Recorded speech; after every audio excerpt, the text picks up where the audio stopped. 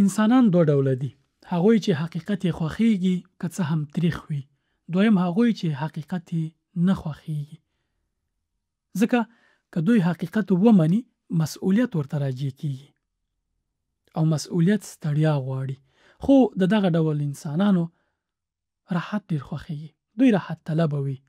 دوی حقیقت ځکه نه مني چې بیا مجبور دي ځان بدل کړي، هڅه وکړي، ستړیا وګالي، راپاڅېږي، حرکت وکړي. اما راحت طلبه خو تنبلان وي، ناست وي، خوند اخلي له خپل راحته. له داسې خلکو سره چې نه غواړي ځان بدل کړي بحث کول او دوی سره دلایل ویل هیڅ فایده نه لري. که ته شپه و ورځ دوی ته دلایل ووایي دوی نه قانع کیږي، ځکه دوی نه غواړي ځان بدل کړي. هغه انسانان چې نه غواړي ځان بدل کړي او اراده یې دا وي ته به یې څنګه بدل کړي. په پیل کې اوچت ښکاري چې دا نفر اوس د ځان پوهولو لپاره بحث کوي او که خپل نظر یې خوښ دی ستا وخت ضایع کوي او په تا باندې خپل نظر تحمیلوي. د داسې خلکو سره بحث کول دی وخت ضایع کوي. مه یې کوه داسې بحث. تیر شه له داسې بحثونو چې ته پوهیږي یو انسان ستا نظر ته احترام نه کوي، خپل نظر یې خوښ دی او خپل نظر رد پرد وایي. د ملګري د یو شخصیت خوښیږي، یو رهبر، یو شخصیت سیاسی، مذهبي، یو څوک ډیر زیات خوښ دی، د هغه هره خبره 100% تاییدوي. داسې کس ته عقلي او منطقي دلایل ویل هیڅ ګټه نه کوي، ځکه هغه له وړاندې ځان ته دا ذهنیت جوړ کړی دی چې فلانی کس 100% صحیح دی، هره خبره یې د تایید وړ ده او دی تاییدوي او د هغه لپاره معیار دلیل نه ده بلکې د هغه شخص مینه ده یا د هغه شخص سره د ده بې حد علاقه ده.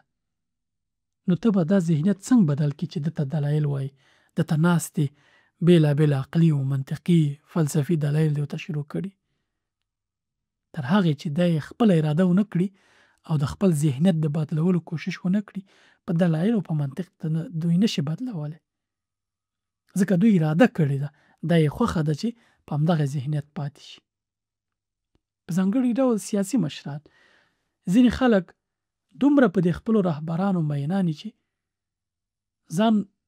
ځان یې ورته دومره تابع کړی چې د هغوی غلطه خبره مني، دومره احترام ورته لري چې غلطه خبره مني، توجیه ورته پیدا کوي. تا سره به بېلابېل دلایل وایي چې دغه سړی په حقه دی، د ده په کار کې حکمت دی، د ده هره خبره صحیح ده، موږ پرې نه پوهېږو او کیدای شي دی پرې پوه شي، دا به دی، دا به هغه.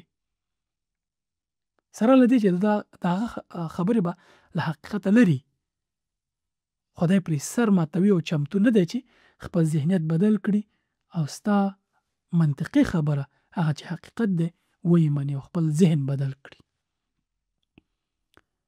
عیف د وخت دی نه دی چې ته د داسې خلکو سره په بحث باندې خپل وخت ضایع کړې. د هغه چا لپاره چې بحث کې دلیل او عقلانیت معیار نه وي، بحث کولو سره څه فایده لري؟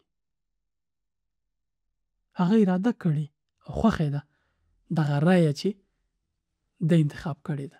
په قرآن کریم کې الله پاک رسول الله صلی الله علیه وسلم ته بار بار سپارښتنه کړې چې فاعرض عنهم، له دوی نه تیر شه، مخ واړوه. هغه کسان چې دغه خپله رایه خوښه ده او په خپل هغه څه چې دی لري افتخار پرې کوي او نه غواړي نوی ذهنیت، نوی فکر ځان ته ولري یا منطقي دلایل ومني، مه ستړی کوه ځان له دوی سره.